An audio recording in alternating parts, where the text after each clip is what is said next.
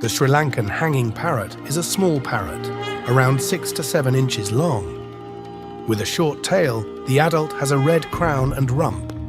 Then up and back have an orange tint. The chin and the throat are pale blue.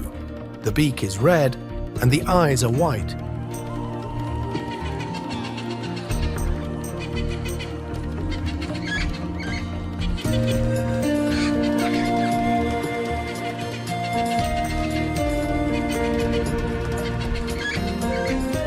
Sri Lankan hanging parrot is less gregarious than some of its relatives and is usually alone in small groups outside the breeding season.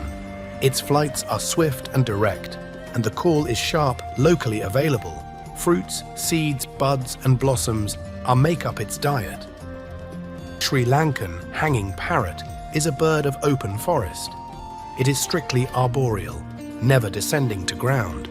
Nests in holes in trees, laying 2 to 3 eggs. Females are involved in building the nest, while males mostly remain close observing the females. The breeding season includes the first part of the year, and sometimes July, September. Come to an emotionally charged lounge to experience.